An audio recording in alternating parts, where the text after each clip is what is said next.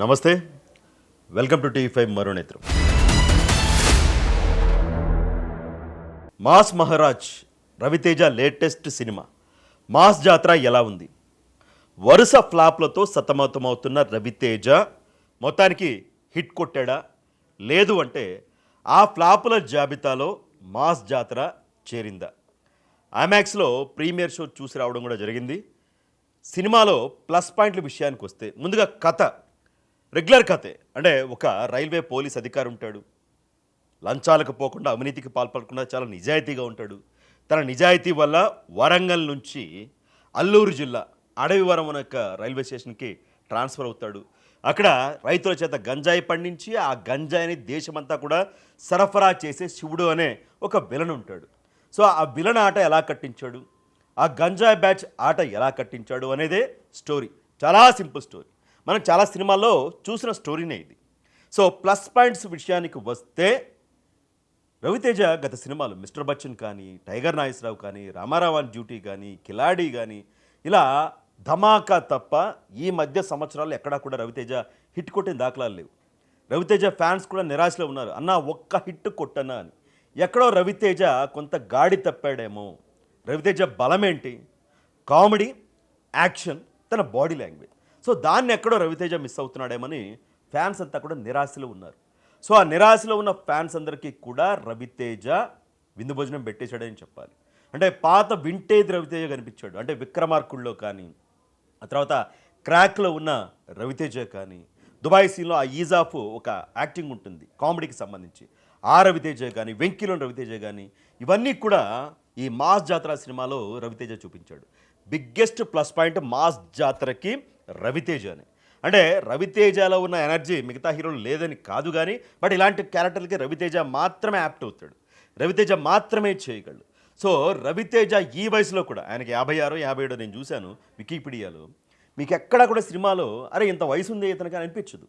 Looks పరంగా కూడా చాలా బాగున్నాడు. అంటే ఆ కోరమేసం కావచ్చు, చాలా స్లిమ్గా చాలా బాగున్నాడు, ఆ గడ్డం కావచ్చు, ఆ హెయిర్ స్టైల్ కావచ్చు, చాలా అందంగా కనిపించాడు రవితేజ, చాలా ఎనర్జెటిక్గా కనిపించాడు. డ్యాన్స్లో శ్రీలీల బాగేస్తుంది కదా డ్యాన్స్, హీరోయిన్. సో శ్రీలీల కన్నా కూడా రవితేజ మీదకి చాలాసార్లు లుక్ వెళ్ళిపోయింది నాది.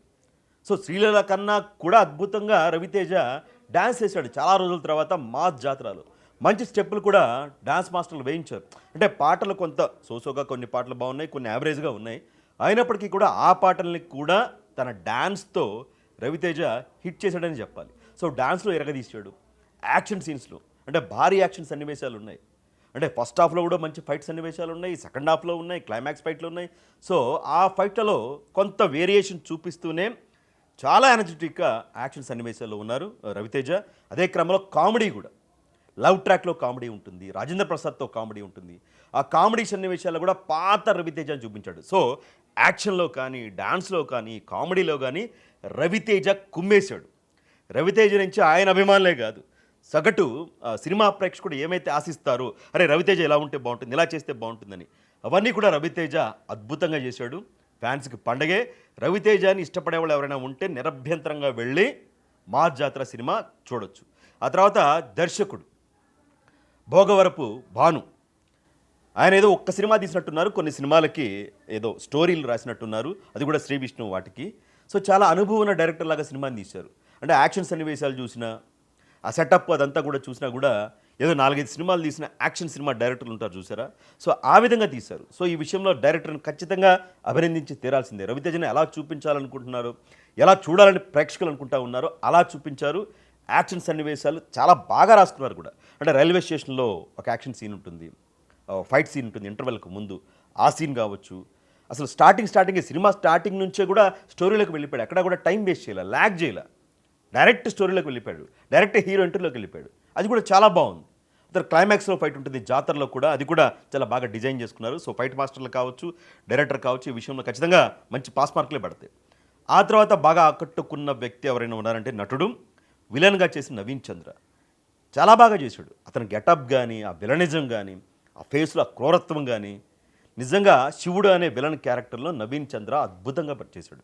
అంటే వీళ్ళ కాంబినేషన్ బాగుంది. రవితేజ, నవీన్ చంద్ర, విలన్గా నవీన్ చంద్ర, హీరోగా రవితేజ, వీళ్ళిద్దరు కాంబినేషన్ కానీ, వీళ్ళు డి అంటే డి ఫైట్ సీన్స్ కానీ, వీళ్ళిద్దరికి మధ్య ఉన్న డైలాగులు కానీ నిజంగా చాలా బాగా రాసుకున్నారు. నవీన్ చంద్ర చాలా బాగా చేశాడు. ఈ సినిమాకి నవీన్ చంద్ర చాలా ప్లస్ పాయింట్. అంటే అరవింద సమేతలో ఒక క్యారెక్టర్ ఉంటుంది నవీన్ చంద్ర, అది చాలా గుర్తుండిపోయే క్యారెక్టర్, జూనియర్ ఎన్టీఆర్ గారి సినిమా. సో ఆ సినిమాలో క్యారెక్టర్ ఎంత బాగా గుర్తుంటుందో ఈ సినిమాలో కూడా అంతే గుర్తుంటుంది నవీన్ చంద్ర క్యారెక్టర్. సో రెండో బిగ్గెస్ట్ ప్లస్ పాయింట్ నవీన్ చంద్ర. శ్రీలీల యాజ్ యూజువల్గానే పాటలు డాన్సులు తనకు కూడా కొన్ని సీన్లు ఉన్నాయి, తను బాగానే చేసింది ఆ క్యారెక్టర్. ఆ తర్వాత బాగా నచ్చిన క్యారెక్టర్ ఏంటంటే రాజేంద్ర ప్రసాద్ గారు.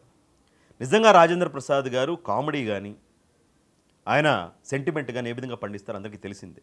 చిన్నప్పటి నుంచి ఆయన సినిమాలు చూసి మనం పెరిగిన వాళ్ళమే. ఇప్పటికీ కూడా ఆదివారం బోరు కొడితే రాజేంద్ర ప్రసాద్ గారి సినిమాలు, పాత సినిమాలు ఏప్రిల్ 1 విడుదల కానీ, జంబలగడి అవి లేడీస్ టైలర్ కానీ, రాజేంద్రుడు గజేంద్రుడు కానీ, మాయలోడు కానీ, ఇలాంటి సినిమాలు పెట్టుకుని చూస్తూ ఉంటాం.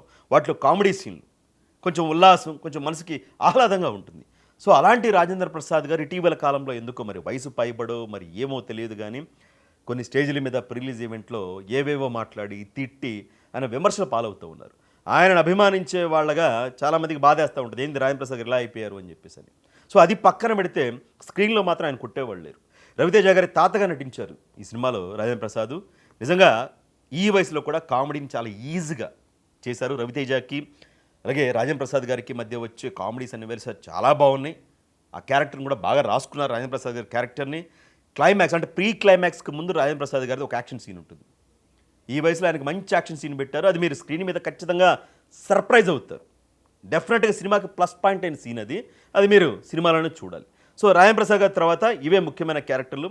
ఇక సముద్రక్ అనే క్యారెక్టర్ ఒకటి ఉంటుంది. కామెడీ పరంగా హైపరాది సినిమా స్టార్టింగ్ నుంచి ఎండింగ్ వరకు కూడా హైపరాది ఉన్నాడు. ఎండ్ టైటిల్స్ పడేటప్పుడు కూడా హైపరాది నవ్విస్తాడు. నిజంగా హైపరాది పంచులు కానీ ఇవన్నీ కూడా చాలా బాగున్నాయి. ఆ తర్వాత అజయ్ ఘోషు, ఆ తర్వాత వివి టీవీ గణేష్ అని ఎవరో ఉన్నారు, అతను, వీళ్ళందరూ కామెడీ కూడా బాగానే ఉంది. ఇది ఓవరాల్గా సినిమాకి సంబంధించిన ప్లస్ పాయింట్స్. అలాగే మ్యూజిక్ డైరెక్టర్ భీమ్స్ కూడా బ్యాక్గ్రౌండ్ స్కోర్ చాలా బాగా కొట్టాడు. బ్యాక్గ్రౌండ్ స్కోర్ అయితే ఎరగదీశాడు. అంటే కొంచెం ఆ లోలో ఉన్న సన్నివేశాలు కూడా తన బ్యాక్గ్రౌండ్ స్కోర్తో మంచి ప్రాణం పోసాడు. పాటలు కొన్ని బాగున్నాయి, కొన్ని యావరేజ్గా ఉన్నప్పటికీ డాన్స్తో వాటిని కూడా కవర్ చేసే ప్రయత్నం చేశారు. సో డైరెక్టర్ కావచ్చు, సంగీత దర్శకుడు కావచ్చు, ఫైట్ మాస్టర్లు కావచ్చు, ఎడిటింగ్ నవీన్ నూలి చాలా బాగా చేశాడు ఆయన. అంటే ఎక్కడ ల్యాగ్ లేకుండా సీన్ బై సీన్ అంటే కామెడీ, ఒక యాక్షన్ సీను, ఆ తర్వాత ఒక ఇంటెన్స్ సీను, ఇలా చక్కగా ఎక్కడ ల్యాగ్ లేకుండా అరే ప్రేక్షకులు బోర్ ఫీల్ అవ్వకుండా మంచిగా ఎడిటింగ్ కూడా చాలా బాగుంది. సో ఇవి ఓవరాల్గా సినిమాకి సంబంధించిన ప్లస్ పాయింట్స్. రవితేజ అభిమానులకైతే విందు భోజనం, సాధారణ ప్రేక్షకులు కూడా ఈ వీకెండ్లో వెళ్ళి సరదాగా ఎంజాయ్ చేయడానికి కూడా ఒక మంచి యాక్షన్ సినిమా ఇది. ఇక మైనస్ పాయింట్ల విషయానికి వస్తే కథలో కొత్తదనం అంటూ ఏది లేదు. కొత్త కథ ఏదో తీసుకొచ్చారంటానికి ఏం లేదు. ఇప్పుడు నాకు కొత్తగా అనిపించింది ఏమైనా ఉంది అంటే సహజంగా ఏంటంటే పోలీస్ ఆఫీసర్లని హీరోలుగా చూపిస్తారు, కలెక్టర్లని, సిబిఐ అధికారులని, ఇలాంటి వాళ్ళని చూపిస్తారు. అంటే ఏసీబీ అధికారులని, ఇన్కమ్ ట్యాక్స్ అధికారులని, తహసీల్దార్లు, కలెక్టర్లు, ఇలాంటి వాళ్ళని హీరోలుగా చూపించారు. కానీ ఇప్పటిదాకా ఈ యాంగిల్ ఎవరు తీసుకున్నారు అంటే రైల్వే పోలీస్, రైల్వే ఎస్ఐ. ఎందుకంటే రైల్వే ఎస్ఐ ఈ పాత్రల జోలికి పోరు. ఎందుకంటే వాళ్ళ పరిధి చాలా తక్కువ. ఒక స్టేషన్ ఉంటుంది, ఆ స్టేషన్ పరిధిలో ఆ పట్టాలు ఎలా ఉన్నాయి, ఆ రైళ్లు ఎలా ఉన్నాయి, రైళ్లలో దొంగతనాలు జరుగుతున్నాయా, చోరీలు ఏమైనా జరుగుతున్నాయా, ప్రయాణికుల భద్రత, రైల్వే ఆస్తుల భద్రత, ఇంతవరకు మాత్రమే, ఆ పరిధి వరకు మాత్రమే ఉంటుంది రైల్వే పోలీసులకి. అంతకుమించి లా అండ్ ఆర్డర్ ఆ వ్యవహారాలు ఉండదు. అంటే సెంట్రల్ గవర్నమెంట్ ఎంప్లాయీస్ అయినప్పటికీ కూడా వీళ్ళ స్టేషన్ వరకు, ఆ రైల్వే స్టేషను, ఆ రైళ్లు, ప్రయాణికులు వీళ్ళ వరకు మాత్రమే ఉంటుంది.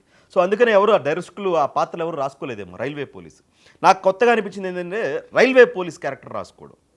ఆ రైల్వే పోలీస్ ఏం చేయగలడు అనేది ఆ పాత్రలో ఆ సీన్లు బాగా డిజైన్ చేసుకున్నారు. ఆ గంజాయికి, ఆ గంజాయి బ్యాచ్కి, ఈ విలన్కి, ఈ రైల్వే స్టేషన్కి, ఈ రైల్వే పోలీస్కి మధ్య ఆ సీన్లు బాగా రాసుకున్నారు. నాకు ఆ క్యారెక్టర్ కొత్తగా అనిపించింది. బట్ ఆ కథ మాత్రం పాతదే. అంటే ఒక విలను, హీరో, ఆ గంజాయి బ్యాచ్ వాళ్ళ అరాచకాలను అరికట్టడం, చివరిలో వాళ్ళని తుదముట్టించడం, ఇదే అంతవరకు మాత్రమే. సరే కథనం ఏమన్నా కొత్తగా ఉందంటే కథనం కూడా పెద్ద కొత్తగా ఏమీ లేదు. అంటే తీయడం బాగా తీశారు. సితారా నాగవంశీ గారి నిర్మాణ విలువలు చాలా బాగున్నాయి. చాలా ఖర్చు పెట్టారు. ఆ అడవివరం అనే ఒక రైల్వే స్టేషన్, ఆ రైల్వే స్టేషన్ చుట్టూ ఆ సెట్టు వేయటం కానీ, ఇదంతా కూడా ఆ అడవిలో ఆ గంజాయిని తరలించడం కానీ, ఇదంతా కూడా చాలా బాగున్నాయి. అంటే ఎక్కడా కూడా ఇక్కడ తక్కువ ఖర్చు పెట్టారే, అరే ఇక్కడ ఏదో కొద్దిగా లోభించారే అనిపించదు. పెట్టాల్సిన దానికన్నా ఎక్కువే ఖర్చు పెట్టారు. చాలా గ్రాండియర్గా విజువల్ చాలా బాగుంది. సో కథ కొత్తదేం కాదు, కథనం కూడా అలా వెళ్తూ ఉంటుంది. అంటే ఒక 6 ఫైట్లు, ఓ 4 పాటలు, ఒక 4 కామెడీ సీన్లు, ఓ మంచి డైలాగులు, ఒక 10 డైలాగులు, ఇలా ఒక రెగ్యులర్ కమర్షియల్ ఫార్మేట్లో వెళ్ళింది తప్పించి కథ కానీ కథనం కానీ కొత్తగా లేదు. బట్ ఎక్కడ బోరు కట్టకుండా లాక్కొచ్చారు, ఆ విషయంలో ఒప్పుకోవాలి. అంటే మనకు కొంచెం ఎక్కడో అనిపిస్తున్నప్పుడల్లా ఒక హై మూమెంట్, ఒక హై సీను, మంచి మంచి డైలాగులు, యాక్షన్ సీన్స్, కామెడీ ఇలా లాక్కొచ్చారు. సో అది ఏదైనా మైనస్ పాయింట్ ఉంది అంటే నాకు అనిపించింది. అంతకుమించి ఏమీ లేదు. Regular commercial cinema, regular action cinema, కాకపోతే దాని ట్రీట్మెంట్ మాత్రం బాగుంది. అయితే ఇక్కడ ఇంకొక మైనస్ పాయింట్ కూడా చెప్పాలి. మనకి విక్రమార్కుడు ఉంది. విక్రమార్కుడు సీన్స్ ఇప్పటికీ మన కళ్ళ ముందు సినిమా చెప్పగానే కనిపిస్తూ ఉంటాయి. సో విక్రమార్కుల్లో సీన్లు ఏదో మనం చూస్తున్నామా, ఈ సీన్ విక్రమార్కుల్లో సినిమా చూసామే, ఇలాంటి సీను అనిపిస్తూ ఉంటుంది. అలాగే క్రాక్ సినిమా చూశారు కదా, శృతి హాసన్ హీరోయిన్, గోపిచంద్ మల్లినేని డైరెక్టర్. అలాగే క్రాక్ సినిమాలో కూడా అరే ఈ క్రాక్ సినిమాలో ఆల్రెడీ ఈ సినిమా చూసాం కదా, మళ్ళీ అలాంటి సీనే పెట్టేశారేంటి అనిపిస్తుంది. ఖచ్చితంగా మీకు క్రాక్ సినిమాలో గాడిద రక్తం దాగి కొంతమంది ఓ బ్యాచ్ ఉంటుంది, వాళ్ళు వెంటాడి వేటాడి చంపేస్తారు. అలాంటి బ్యాచ్ ఈ సినిమాలో కూడా ఉంటుంది. అంతకుమించిన ఎక్కువ వెళ్ళదలుచుకోలేదు, అలాంటి బ్యాచ్ కూడా ఉంటుంది. సో ఎక్కడో విక్రమార్కుడు తాలూకా ఇన్ఫ్లుయెన్స్ ఈ సినిమా మీద ఉంది, డౌటే లేదు దాంట్లో. క్రాక్ సినిమా తాలూకు అది కూడా ఉంది. ఆ రవితేజ సినిమాలో చూసిన సీన్లే మళ్ళీ మళ్ళీ చూస్తున్నామా అనిపిస్తుంది. సో అక్కడ కొంత జాగ్రత్త తీసుకుంటే బాగుండేదేమో అని నాకు అనిపించింది. కానీ బట్ ఈ సీన్లు కూడా బాగున్నాయి. చూసేటప్పుడు తెర మీద ఆ బ్యాక్గ్రౌండ్ స్కోర్తో ఆ సీన్లు చూసేటప్పుడు మంచి ఇంటెన్స్గానే ఉన్నాయి. మంచి విందు భోజనం లాంటి యాక్షన్ సీన్స్ అయితే ఖచ్చితంగా ఉన్నాయి. సో ఇవి మొత్తంగా అయితే మైనస్ పాయింట్లు, ప్లస్ పాయింట్లు అయితే ఇవి. సో ఎన్ని మైనస్ పాయింట్లు ఉన్నప్పటికీ కూడా ఒకే ఒక ప్లస్ పాయింట్ రవితేజ. రవితేజ తన బాడీ లాంగ్వేజ్తో వింటేజ్ రవితేజ చూపించాడు. తన బాడీ లాంగ్వేజ్తో, తన ఈజ్తో ఎరగదీసి వదిలిపెట్టేశాడు. ఖచ్చితంగా రవితేజ ఫీస్ట్ అందిస్తాడు. ఈ వీకెండ్లో హ్యాపీగా ఫ్యామిలీతో చూడొచ్చు, ఫ్యాన్స్ సినిమా లవర్స్ కూడా చూడొచ్చు, ఎలాంటి డౌటు అక్కర్లేదు. అంటే ఇన్ని ఫ్లాపుల తర్వాత అబ్బా ఇది కదా రవితేజ నుంచి కావాల్సింది అని అయితే నాకు అనిపించింది. ఇది కదా అసలు నిజమైన రవితేజ అంటే అని చెప్పేసి నాకు అనిపించింది. అదే క్రమంలో డైలాగులు కూడా చాలా బాగా రాస్తున్నాడు. అనిల్ అంబానీ, అదానీ మీద ఒక డైలాగ్ ఉంటుంది, అది నేను రివీల్ చేయను, సినిమాలోనే మీరు చూడాలి. అదొక డైలాగ్ బాగుంది. అలాగే ఈ మధ్య సినిమా జర్నలిస్టులు కొంతమంది ఇంటర్వ్యూలు పెట్టి పిచ్చి పిచ్చి ప్రశ్నలు అడగడం, పిచ్చి పిచ్చి ట్వీట్లు పెట్టడం, పోస్టులు పెట్టడం, ఇండస్ట్రీలో రచ్చ జరుగుతుంది. దాని మీద కూడా కొన్ని సెటైర్లు ఉన్నాయి. అది నువ్వు సినిమాలో చూసి ఎంజాయ్ చేయాల్సిందే.